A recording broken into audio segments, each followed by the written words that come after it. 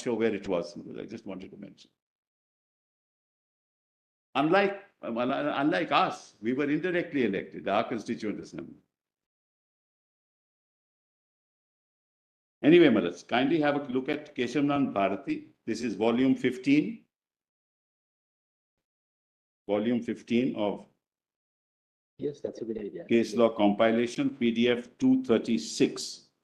Actually, 235. I'll start with paragraph 537.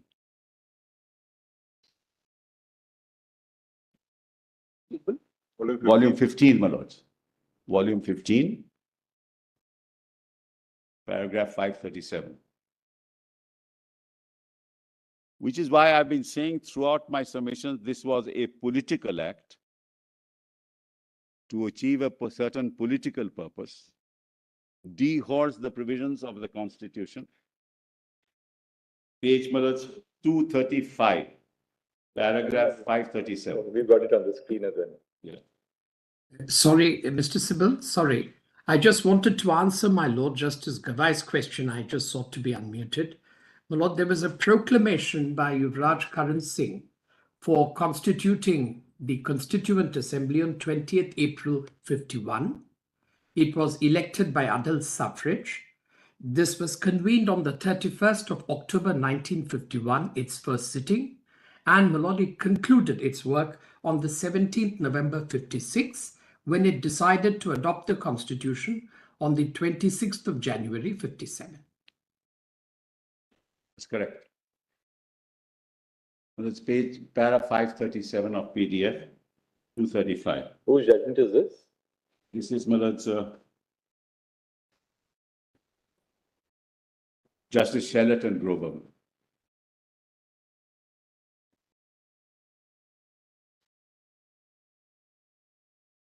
Well, the argument was that Which page are you number?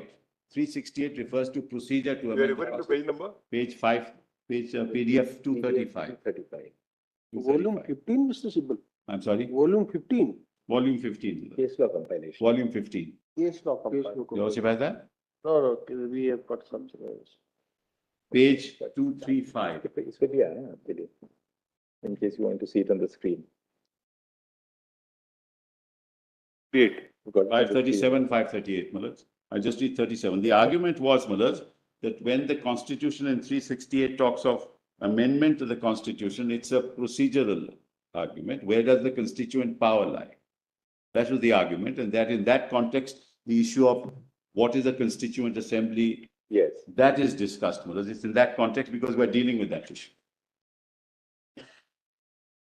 537, if I may read. It is pointed out on behalf of my lords, all my lords have Yes. it. It is pointed out on behalf. Yes. It is pointed out on behalf of the petitioners that the scheme of Article 368 itself contains intrinsic pieces of evidence to give a limited meaning to the word amendment. Firstly, 368 refers to an amendment to the Constitution, and the result of the amendment is to be that the Constitution shall stand amended. No.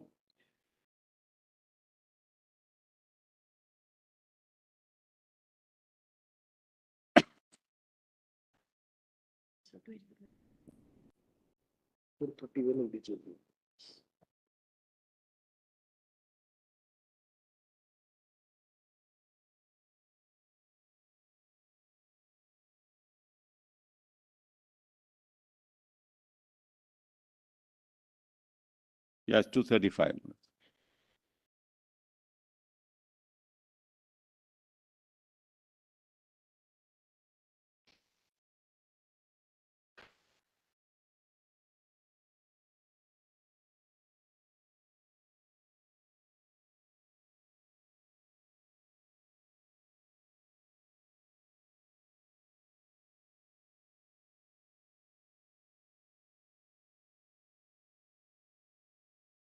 My lords have it, my lords, not yet.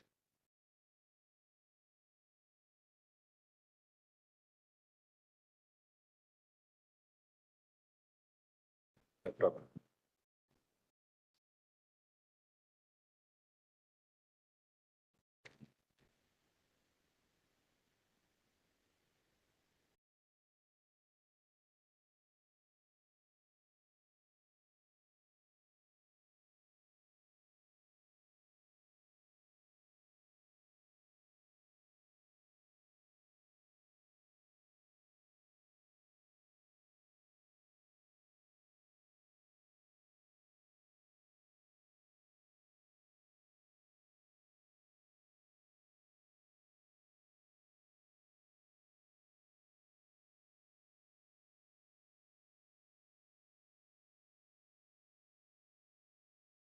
constitution of its identity. The amending power is conferred on the two houses of Parliament, whose identity is clearly established by the provisions of the Constitution. It must be the Parliament of the Sovereign Democratic Republic. It is not any Parliament which has the amending power, but only that Parliament which has been created by the Constitution.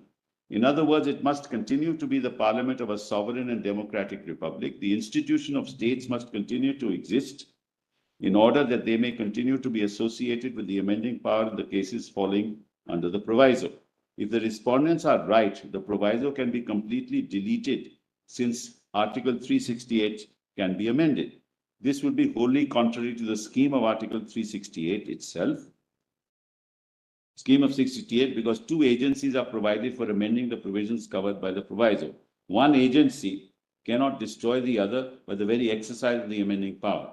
The effect of limitless amending power in relation to amendment of Article 368 cannot be conducive to the survival of the Constitution itself, because the amending power can itself be taken away and the Constitution can be made literally unamendable by virtually unamendable by providing for an impossible majority.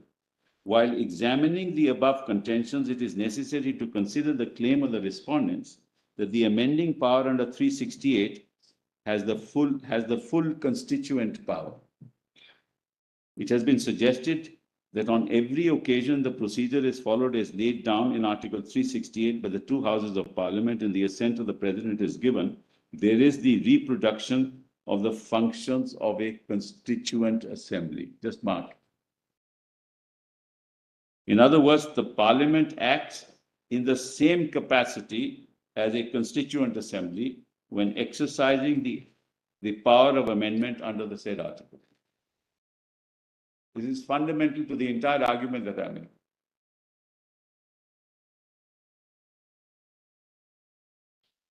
In other words, Parliament acts in the same capacity as a constituent assembly when exercising the power of amendment under the said article.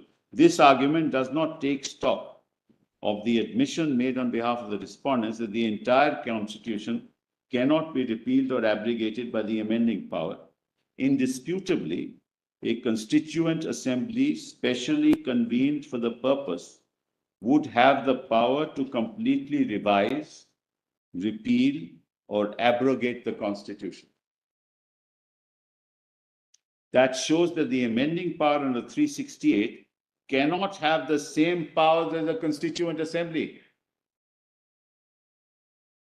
Even assuming that there is a reference on the nature of the power being enacted between enacting a law and making an amendment, both the powers are derived from the Constitution. The amending power has been created by the Constitution itself. It can only exercise those powers with which it has been invested. And if that power has limits, it can be exercised only within those limits. So you have a clear distinction between the exercise of constituent power and the exercise of legislative power, which is what I said in the beginning to your lordships. Parliament, while enacting a law, functions within the contours of the Constitution. A constituent assembly has no constitution in place. It has every right to do what it likes till such time as the Constitution is framed. So at no point in time in law can a legislative assembly be converted into a constituent assembly as a matter of law.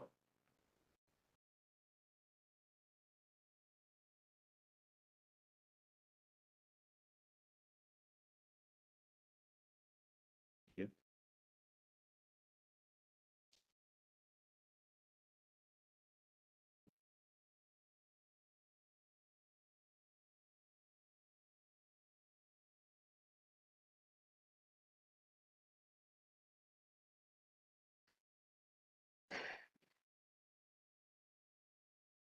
Luckily, we had no Maharaja exercising his powers with us. We had Parliament doing that.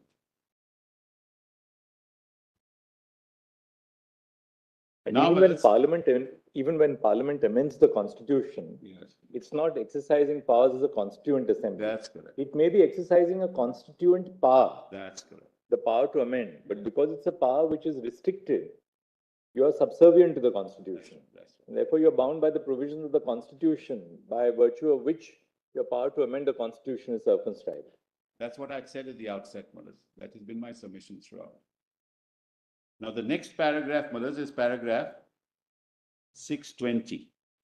This is at PDF page 273.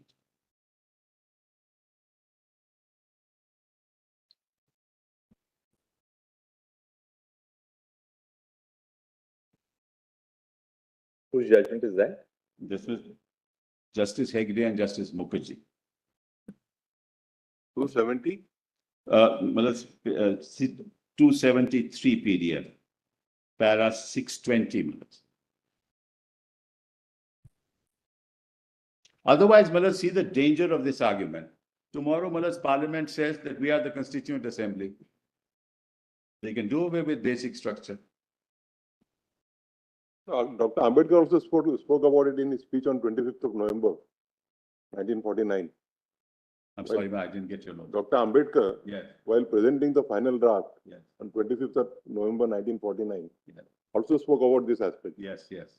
in his Yes, concluding I think speech. we have it, I think. We have it, I think, in volume 8. I just come to that. No, the point I'm making is a more fundamental point which impacts the future of our country. If you in principle say that a parliament can convert itself into a constituent assembly, then where do we go from there? Forget about this case. I'm far more worried about our future. Parliament can never say that, because that constituent assembly is a political process, which I said at the beginning. It's a political process in the context of the aspirations of all those participating in the Constituent Assembly as to what the state should be like. How do you meet the aspirations of the different segments of the community which have to be met, and what kind of provisions should be put in place? So it's the genesis of the politics of the day which determines what kind of constitution we want. Which is why, when you talk about diversity, when you talk about minorities, we talk about Dalits, we talk in our constitution, what were we faced with? In 1947, what were we faced with? We were faced with a situation where disparate communities, diverse communities, different religions, different races came together to be part of the Union of India, and their aspirations had to be met. So you had provisions with the Dalits, you have provisions with the minorities, you had provisions dealing with reservations, the scheduled castes, the scheduled tribes. That's a political process. That's why our constitution is what it is. Unlike, as I told, in Europe, it was an entirely different process. Here it was an amalgamation of colors to be united as one, which is the Tiranga. That's what it is. You can't convert a legislative assembly into that process. But equally, Mr. Sibal, to completely divorce the power of amendment from the political process inherent in the amending power, Yes, of course. would not be appropriate, because there's no strict dichotomy in that sense between the exercise of the constituent power itself being traceable to the political process and the power of a constituent assembly being entirely political in its nature. The constituent power itself of parliament to amend the constitution is a political power. I agree entirely. Absolutely right. We're not saying you can't amend, because it's not our case. You can. But when parliament amends according to you, it is not exercising the powers of a constituent assembly. That's all that I'm saying. That's all that I'm saying. It's not converting itself. And then it has to function within the Constitution of India. I'll come to that later. We're at a stage, Mullahs, where a CO is issued. The constituent assembly is untrammeled. That's right. It's as if it is working on a clean slate. That's correct. Absolutely. Absolutely, Mullahs. And the judgment says so, Maharaj. That is not bound by anything. Bound by the representatives of the Constituent Assembly who have common aspirations to draft a constitution for the future of the people of the country. Which is why diversity, protection are fundamental to our constitution. For this reason, this very reason. So you want to take away that, that's very dangerous.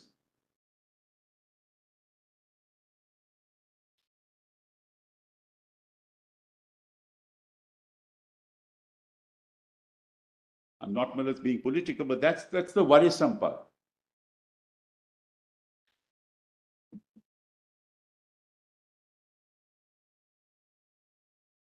I reach 6:20 minutes. 20.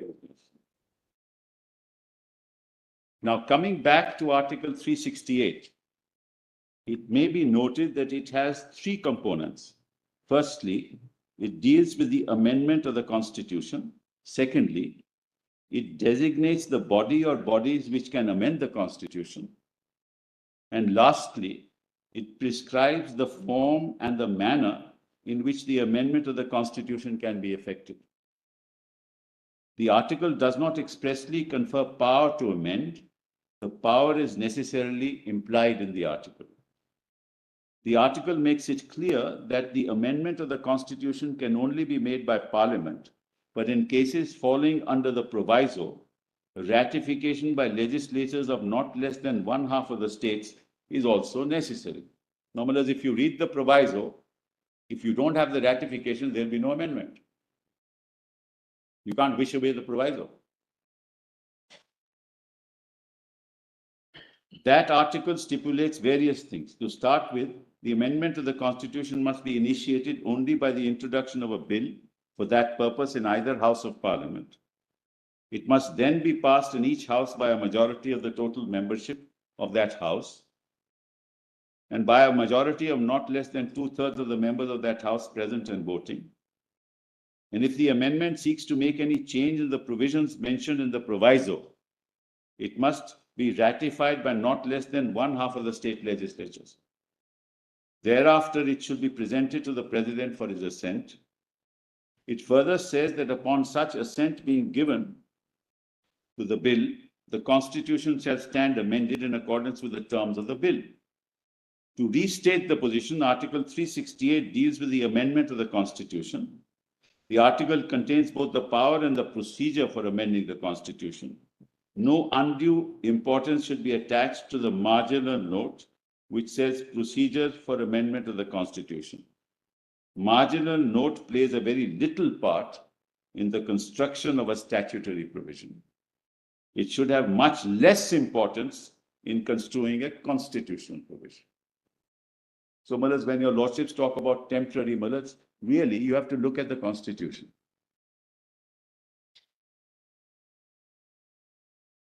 Because it had to be temporary in 1950. There was no element of permanency. It could not have been. And this is the marginal note. Give it to you. Give it to my lord. You have copies? This is a marginal Give it to note. the There's other no side. question about it. It is a marginal note. Yes. So, Mullahs, you can't be saying, which is what your lordships are concerned with, but it was temporary. But that's only when you look at the marginal note. It had to be temporary because there was no other way to deal with it. You couldn't have said it is permanent.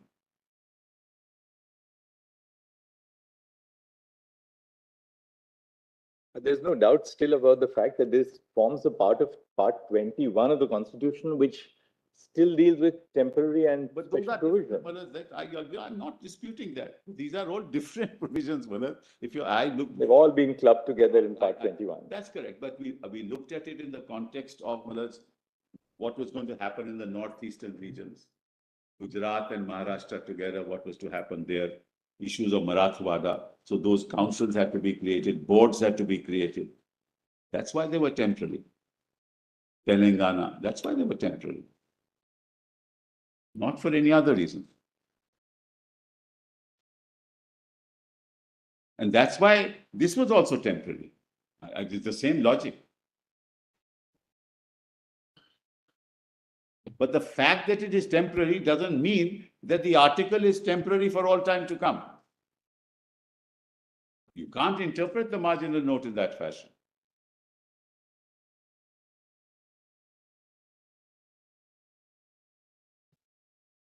So the language of 368 to our mind is, I'm sorry. 317. It is actually good.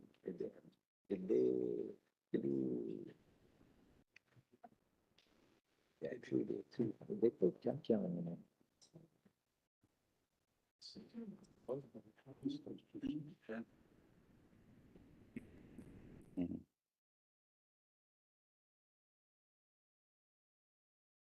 If you look at the heading, Millers, it says temporary and transitional provisions. So 2 is temporary and 2 is transitional and 3 is temporary.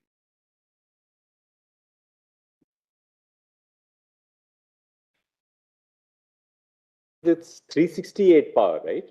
In this case, no, 356 power. No, it's 356 because they converted. What happened? Well, let me just, in one sentence, they say, in one sentence, I'll tell you what they did. They converted the Legislative Assembly into the Constituent Assembly, right? Right, dissolved. They converted it into a Constituent Assembly. Then they said that now Parliament, because of 356, Parliament is exercising that power. So the Parliament is the legislature. And because it's a Constituent Assembly, Parliament of India is the Constituent Assembly, and therefore we can do what we do. That's in one sentence what they did. And they recommended to themselves. So instead of clapping by 2 hands, they clapped by 1 hand. Because they exercise the power of the legislature themselves. And because the legislature's consent was necessary to give that consent to themselves and abrogated 370. Unique, constitutionally a unique, unheard of. I will not use that expression. A procedure that is unknown to law. Because the objective was entirely different.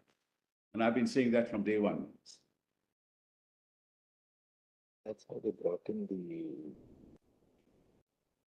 10 minutes. Yes.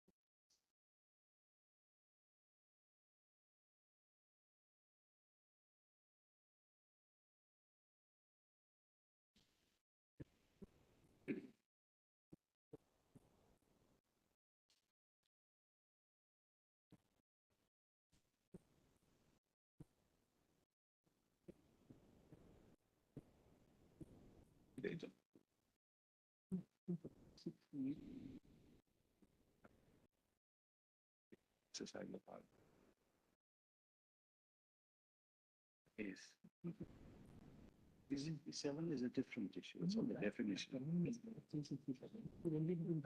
I don't think so. Discuss that.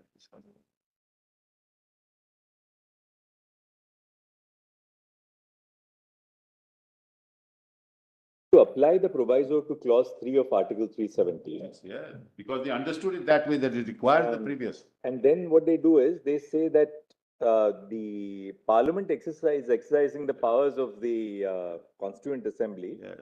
by virtue of the fact that the Legislative Assembly has been dissolved. Yeah. assuming that the Legislative Assembly was not dissolved, that could have exercised the power of the Constituent Assembly. That's right. Now that it has been dissolved, Yes. under 356, Parliament has the power to make laws with all aspects of whether it's Correct. list 1, list 2, or list 3. And then they exercise the power under the proviso. That's right. That's right. So, Malad, actually, they understood 370 sub-article 3 in the manner in which I am, Malad, stating before your lordship. It is their understanding right till the end. They don't understand. Which is why I wanted to bring it at this stage, Malad, so that now your lordship knows, Malad, the larger picture, so to say. So we are going into interpretation of 370 sub-article 3, which they themselves accept, that the proviso applies.